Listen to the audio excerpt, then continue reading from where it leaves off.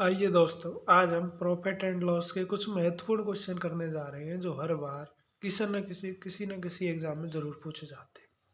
तो बहुत महत्वपूर्ण क्वेश्चन, ये जो क्वेश्चन हमने लिखा हुआ है कई बार CGL MTS वगैरह की एग्जाम में आ चुका है। तो इनको देखते हैं, ऐसे और भी कई क्वेश्चन करते हैं। क्वेश्चन है हमारे पास, मनोज ने 2 कुर्सियाँ 720 रुपये प्रति कुर्सी की दर से बेची। पहली कुर्सी पर 20% का लाभ कमाया और दूसरी कुर्सी पर 20% की हानि कमाई। तो सौदे में कुल लाभ या हानि हुआ, उसका प्रतिशत ज्ञात कीजिए। लाभ प्रतिशत ये 4 ऑप्शन दिए हुए हैं। ठीक है, हम देखते हैं अब यहाँ पे एक लाभ हुआ है या हानि। तो पहले तो जो हमारा प्रॉपर तरीका है उससे करके देखते हैं, फिर हम ट्रिक से करते हैं। तो देखो, 2 कुर्सियाँ बेची।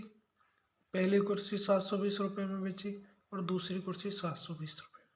720 रुपये प्रति कुर्सी का हिसाब ये है कि जितनी भी कुर्सी है उसको 720 रुपये इधर से बेचा है। कुर्सियाँ कितनी है? 2। तो टोटल सेलिंग प्राइस कितनी हो गई? 1440। क्या हो गई है? सेलिंग प्राइस, विक्रय मूल्य। ठीक है दोस्तों,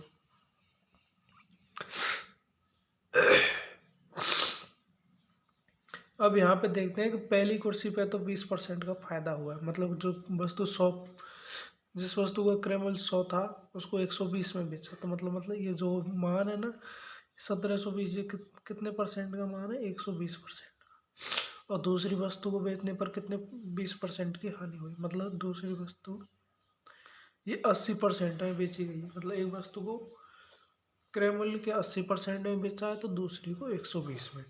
देखो, यहाँ से वस्तु का क्रय मूल्य हो जाएगा अपना 720/120 गुणे 100। तो यहाँ से एक वस्तु का क्रय मूल्य 600 है, जिसको 20% लाभ कमाया और 720 रुपये में बेच दिया। दूसरी वस्तु का क्रय मूल्य है वो यहाँ से निकलेगा कि 80% का मान कितना है? 720। तो 720 को 80 से भाग लगा देंगे और 100% निकाल लेंगे। तो एक जीरो से एक जीरो गई और 8 नंबर 72, 90 इंटू 10, 900। तो दूसरी वस्तु का CP कितना हो गया? 900। तो देखो टोटल CP कितना हो जाएगा? 600 प्लस 900, तो ये हो गया 1500। मतलब वस्तु का जो दोनों वस्तुओं का क्रय मूल्य था ना, वो 1500 रुपये था और दोनों वस्तुओं को कितने में बेचा गया? 1440 में। तो टोटल लाभ हुआ है हानि, तो यहाँ पे होती है हानि। अब हानि कितनी हुई? क्रय मूल्य माइनस विक्रय मूल्य, ये हानि होता है जो कि कितना है? 60। तो हमें यहाँ पे हानि हो रही है 60 रुपये। अब हानि का प्रतिशत निकालना है, तो हानि का प्रतिशत हो चला है लाभ का प्रतिशत और निकलता है क्रय मूल्य पर। हानि कितनी की हुई? 60 की। कितने पर हुई? क्रय मूल्य पर। क्रय मूल्य कितना? 1500 पर।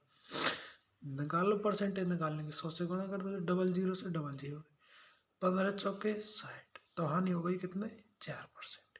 ठीक है दोस्तों, तो हमारा ऑप्शन हो गया हानि और कितने परसेंट के? 4%।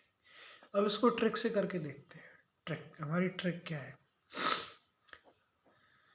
तो ट्रिक ये है कि जब किसी वस्तुओं का देखो समान विक्रय मूल्य पर बेची गई है, ध्यान रखना, जब सेलिंग प्राइस एक सेम हो और एक वस्तु पर 20% का लाभ और दूसरी पर 20% की हानि, और जो हानि और जो लाभ का प्रतिशत है ये भी समान हो, तो हम यहाँ से निकालेंगे लाभ या हानि प्रतिशत। लाभ या हानि का जो प्रतिशत निकलेगा वो कैसे निकलेगा, वो ये देख लो। यहाँ से निकलेगा कि जो ये दिया गया है, नहीं पहला कितना परसेंट दिया गया है? 20% की वृद्धि हो रही है। ठीक है जी, 20 जोड़ दो। दूसरे में हानि है, हानि के लिए माइनस कर दो, -20। ठीक है, फिर प्लस इंटू माइनस करेंगे तो -20 गुणे 20 और बटे 100। ठीक है जी, ये 20 से ये 20 कट जाएगा और 20 इंटू 20 400 माइनस 400 बटे 100। ये गया कितनी बार? 4। यहाँ पे माइनस चिन्ह है ना, ये तो हानि को दर्शाता है और ये संख्या है ये बताता है कि कितने प्रतिशत की हुई। तो यहाँ पे टोटल ओवरऑल क्या हुई है? हानि कितने की? 4%। तो लाभ या हानि का प्रतिशत निकालने के लिए क्या होता है कि ये होता है सूत्र। हमारा सूत्र की बात करें तो ट्रिकी फॉर्मूला,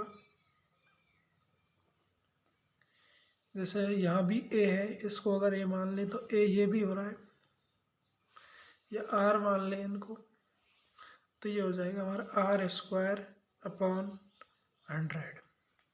और जब दोनों वस्तुएं समान हो तो हमेशा हानि ही होगी।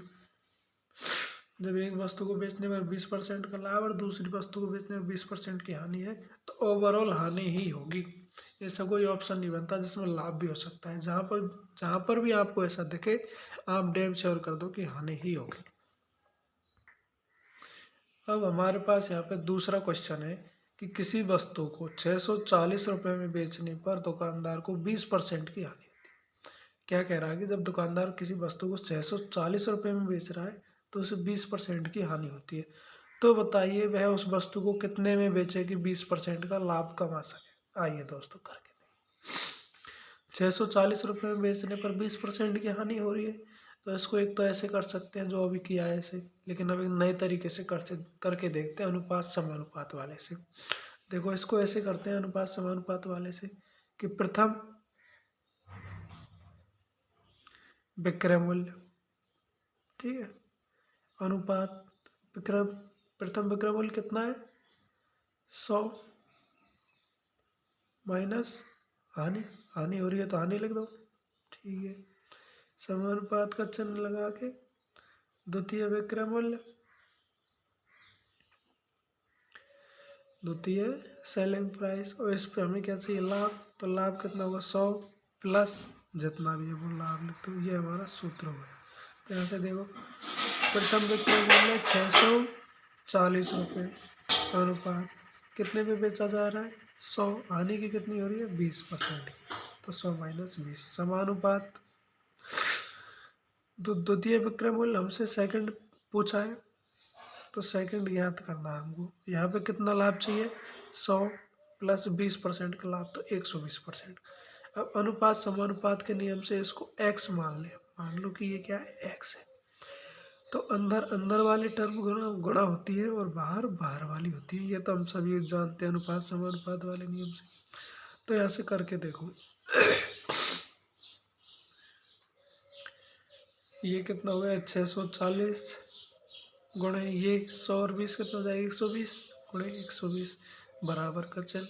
100 में से 20 जा रहे हैं 80 बच रहे हैं और यहाँ पे x माना है तो 80 इंटू एक्स 80 x हो जाएगा। ठीक है जी, काटो इसको, 0 से 0 गई, 4 से काटा नहीं, 8 से कम 8, 8 चक्कू 8 8 64, 80 बार और 12 अंठे 96, 96 ये और एक 0 ये 960 रुपये में। तो 960 क्या है विक्रय मूल्य,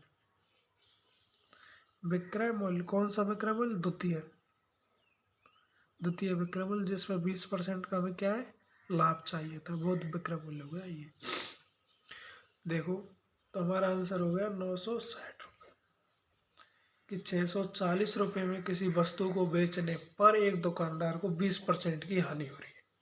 मतलब जो 640 रुपये क्रय मूल्य है वो इसके क्रय मूल्य से कम है, तब हानि हो रही है। और कितनी हानि हो रही है 20% की, मतलब विक्रय मूल्य कितना है 80% क्रय मूल्य। और हमें पूछा है 20% का लाभ हो। अगर वस्तु 100 रुपये की है उसे हम 120 रुपये में बेचेंगे, जब हमें क्या होगा 20% का लाभ होगा। लेकिन दुकानदार ने क्या किया है 100 रुपये वाली वस्तु को 80 में बेचा है, तो क्या हुआ है 20% की हानि हुई। तो ये 80 है, 80 से 100 तक पहुँचेंगे, फिर 100 से 120 तक पहुँचेंगे, तो ओवरऑल कितने 960 रुपये।